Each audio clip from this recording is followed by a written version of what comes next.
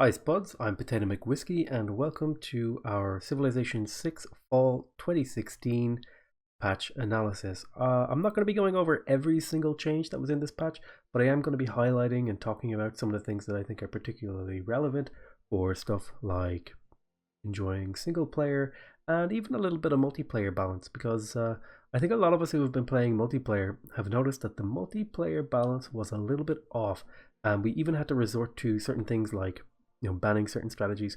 But that's all I've got to say about that, so hopefully you can sit back and enjoy this video and let me know what your thoughts are on some of the changes. The first new map is a 6-player snowflake map where each player starts on a peninsula that is exactly equivalent, with the exception of luxuries, to every other player, while city-states spawn in between pairs of players. And I think this map is going to have a pretty good impact on the state of the multiplayer scene. Maybe not so much the single player scene, but particularly a lot of multiplayer games have been being played on Pangea, so we're going to be seeing naval civs probably make a bit of a comeback on this map, because there isn't all that much land and it's very hard to settle without being coastal, or at least within range of the coast. So I think this map is going to be great, at least in the short term, for the multiplayer scene. It seems to spawn a few natural wonders in near the center of the map. I can count the Great Barrier Reef, and then there is, I believe this is Kilimanjaro, that Singi forest that I don't know how to pronounce, and the Galapagos. So it seems like there's a great variety of things to fight over in the center. This is going to be a wonderful map to play on multiplayer. Probably might turn out to be imbalanced long term, but for now, I think the community is going to have a lot of fun, and this map speaks to me that the developers are really committed to making the multiplayer experience a lot of fun. The second new map is a balanced map with symmetrical starting positions for each player. Each player will start on a peninsula on their own with one city-state, and they'll have to push their way towards the center of the map, which has a much richer and denser set of resources. The implications of this for single player is probably slim. I see this having a much more interesting effect on the multiplayer scene. It seems like Firaxis have really gone out of their way with this patch to address some of the concerns of the multiplayer community with regards to maps and the balance of the game. And this map, if not good for the health of the game in the long term, in that it might turn out this map is quite imbalanced and poor, but at the very least it'll be an interesting thing to do in the short term for the multiplayer community. There's some notable features of the map is that there seems to be a natural wonder spawning in the center of the map, and the higher tier resources also spawn closer to the center, while players having a sort of nice grouping of resources to start with. There's a couple of small concerns, like some city-states maybe being better than others and being guaranteed to see the city-state first. For example, if it was a military city-state, you might have a significant advantage in the early game, but maybe we'll see some interesting things come out of this. New cavalry and cannonade scenario added. Just real quick, you can find this underneath additional content in the main menu, and then you activate it under your mods. But it's a combat scenario with reduced unit maintenance costs and no strategic resource requirements for units. So you don't need 2 copies of horse, or 1 copy of horse for that matter, to make horse units. And you also start with a larger starting army and additional technologies. There's a 50 turn time limit, I believe, and the goal, the sort of win condition, is to possess the largest territory. I think this is pretty interesting, for at least not from sort of a competitive multiplayer standpoint, but for a sort of a casual multiplayer, this will probably be a really fun mode to get like a nice quick game of Civ 6 in without having to dedicate somewhere between 6 and 10 hours to a full game, even on online speed. So I think more content is fantastic. This is a great addition to the game, and I'm really happy that Firaxis are adding stuff like this. Added the ability to rename your cities. Great, wonderful, more little features and fixes. If you want to know how to rename your cities, it took me a few minutes to figure this out, but you click on the city and then you go to toggle city details, and then up here in the left, you click here and you type in whatever you feel like. And there you've got your new named city.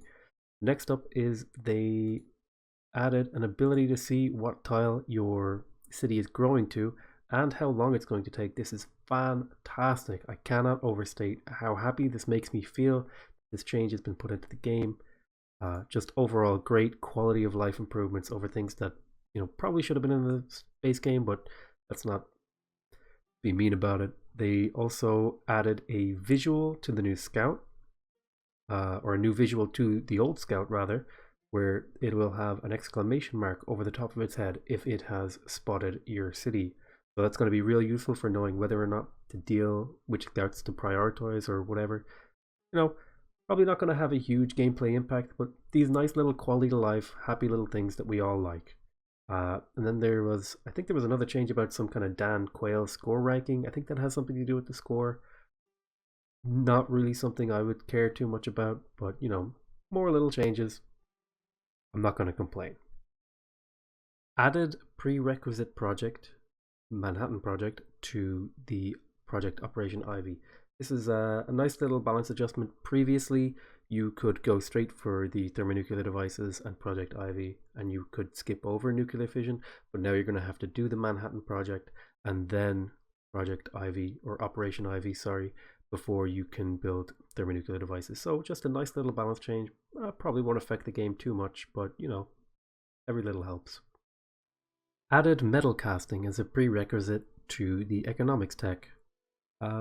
Nothing really much to say here. It's a very small balance adjustment. It's going to affect maybe the timings on your stock exchanges, and we might see bombards used more. I'm not sure. It doesn't seem like a hugely impactful change. It seems like a minor tech tree adjustment. Adjusted religious pressure when a religion is first founded to give them more resilience and convert the city. I would kind of consider this more of a bug fix than a balance change. What could happen previously is if you founded a religion quite late in the game, especially against deity AI, this was less of a multiplayer issue, but you could actually found your religion and then be unable to spread your religion because you would found your religion and then instantly be converted to a different religion. So this is just a nice little change, especially against deity AI where you're trying some sort of religious strategy. So adjusted relationship decay rates. Not really much to say here. Again, these don't really feel like, a couple of these don't feel like balance changes, just bug fixes. Reduced the effectiveness of cavalry production policies. This is fantastic, especially for multiplayer and more so also for more so multiplayer than single player. The cavalry production cards were crazy. I believe it was 100% production and now it's 50%. That's much more in line with the Agog, the melee unit and ranged unit policy. So fantastic little balance change. Gonna definitely help the health of the multiplayer scene. Reduced warmonger penalties in most instances and adjusted how this reacts to returning versus keeping a city. The last city conquered from a player now provides a heavy warmonger penalty, even if you have a casus belli against this player. Great. Sort of more of a sort of adjustment mostly aimed at single player, but I'm more than happy to take these adjustments. Single player game is quite fun now in this mod. I played a few turns, didn't really get deep into it, but this is definitely noticeable.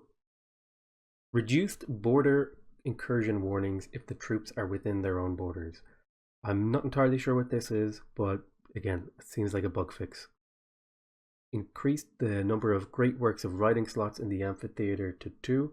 This is fantastic. The amphitheater was super underpowered, and so were writers as a result, because you almost had nowhere ever to store your works of great writing because there was just so few slots. So this is definitely going to help.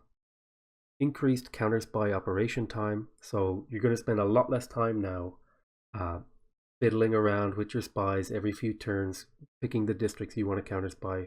So I'm 100% on board with this change. Increased the cost of religious units and applied additional charges.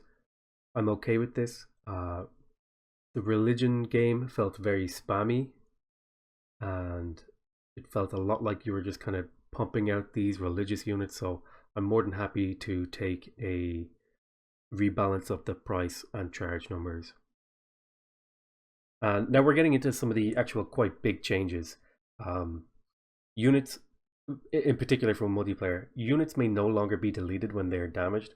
This has pretty big implications for the game because previously what you could do against civilizations like Scythia is, in order to deny them their bonus, is when they were slamming into you, you would delete your unit before they tried to slam for the heal and make them waste a movement and get zone controlled or whatever, depending on the unit they were using. So this is a good change. I'm 100% on board with units no longer being deleted when they're damaged. The second big change with unit deletion is deleted units no longer provide gold. This is a huge change in my opinion, and it's a needed change. Horseman production economy was crazy.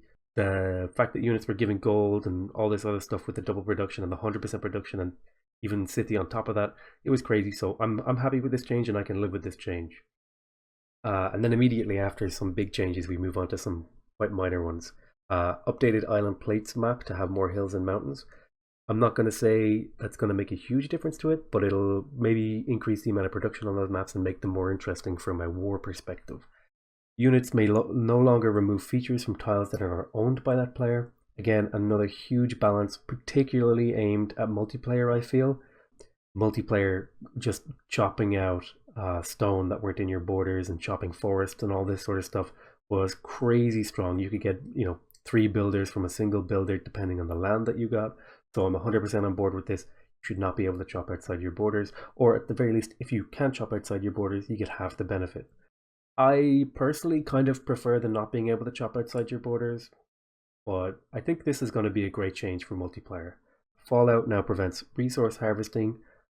Yeah, okay, great. It's not particularly relevant. Fallout happens extremely late in the game, if at all. Yeah, okay. Barbarian camps must spawn further away from low difficulty player cities. Sure, great. It's going to help new players and people learning the game to not get swarmed by barbarians so much, which I think we all kind of have had an experience with getting swarmed by barbarians when we were learning the game. So I think this is a welcome change. All right, we're moving on to the AI tuning section. Let's see here. Adjusted AI victory condition focus to increase their competitive in science and tourism. That's great. The current iteration of AI, or at least the iteration of the AI on release, was a little bit lacking, so hopefully this will push the AI to being a bit more competitive with a player so that we get more interesting and fun single player games. Adjusted the AI approach to beginning and ending a war based on the potential gain and loss. Okay. So this seems to be some sort of change to make the AI weigh the cost and benefits of a war more appropriately. Hopefully it makes the AI better and more fun to play against. Increased competitiveness of AI in building a more advanced military. This is especially important. I think we've all had games where the AI was running around with archers and warriors, late industrial, perhaps even as far as the modern area, sometimes even into the info era, just spamming, not necessarily spamming them, but having them running around. Increased the AI usage of inquisitors, especially Philip. The old joke, no one expects the Spanish Inquisition. This is good. Hopefully the religion game keeps getting some love and attention because I think it has a very interesting place in the game, and I hope it gets to a point where it is a viable strategy to win. Let's see here. Increased AI value of upgrading units. This is another great change for the AI. The AI really struggles with choosing whether to upgrade their units, and like I said before, they just had swarms of crappy ancient era and perhaps even classical era units running around, so this is going to help. Increase the AI use of settler escorts. Great. Again, I love the fact that they're improving the AI and making it more difficult to play against the AI. For example, I think pretty much everyone who's played the game at this point has had that moment where you take one step into the fog and then you reveal an AI settler on its own and you're just like, war declare and take. So hopefully that'll reduce the amount of times that happens and it'll create a more challenging game experience. Tuned AI city and unit build planning. Okay, I'm happy about that. Again, any more changes to the AI that makes a single player game more fun, I'm 100% on board with. Improved the ability of city-states to maintain a strong military. Okay, yeah, I like this. Currently, as far as I can tell in the game, city-states were not really relevant for military matters. They were only really relevant, for example, if you wanted specific resources, for example, science from the science ones, or production from the industrial ones, or the encampment ones, or whichever one you were particularly interested in. And hopefully this means that the ability to sort of levy the military of a city-state is more impactful, not only in single player, but perhaps in multiplayer. So we'll have to see how this plays out, but I think this is an interesting change. Alright, continuing on to bug fixes. Fixed some production social policies, great people, and Pantheon bonuses that were not applying correctly.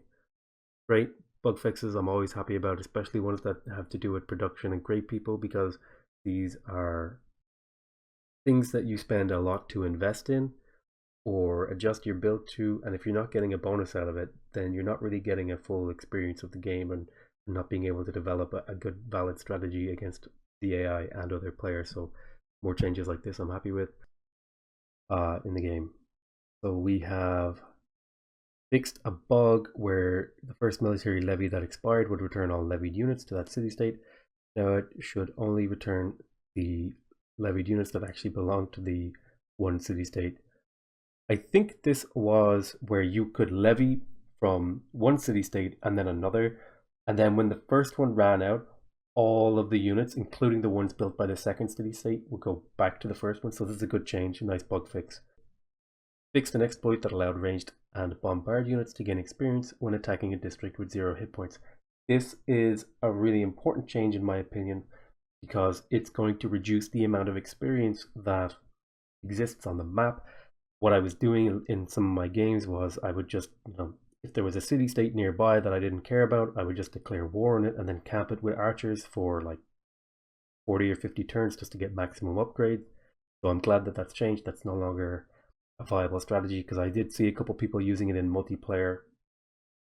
So hopefully we're going to get more balanced and less buggy games. Fixed an issue where AI would counter gold changes with the change desired rather than the total amount of gold desired. This was an exploit, I believe, of the AI where you could sort of do a particular trade deal and take all their money for 2 gold and stuff like that. So, hopefully this bug is squared away and we have, a more challenging and competent AI with less exploits that we can use to cheese. Okay, I just wanted to sit back and give you my final thoughts on this patch. I think this patch is a great barometer for my confidence in that Civilization 6 is going to be taken from being a decent game at launch into a wonderful, brilliant game when it is fully patched out and maybe has a couple of DLC down the next year or two. I'm really excited to see the sort of things that Firaxis are doing, especially with regards to trying out new map types, new game modes that seem to be aimed at making sort of short, compact, bite-sized multiplayer experiences. Not all of us have time to sit down for a 6 to 10 hour game of Civilization 6, so I like that they're adding options for smaller scale games where you can still get a good bit of gameplay in.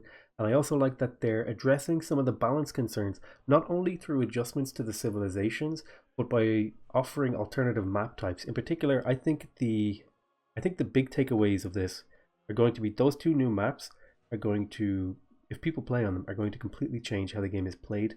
Not only that, but stuff like the gold selling of units and a lot of the UI fixes, like being able to rename cities and seeing where your tiles are growing to. A lot of those things I'm really happy about. I would give this patch a solid, let's call it a 9.5 out of 10. It wasn't perfect, but I would say they hit all the notes that I care about, at least for a 1 month from release patch.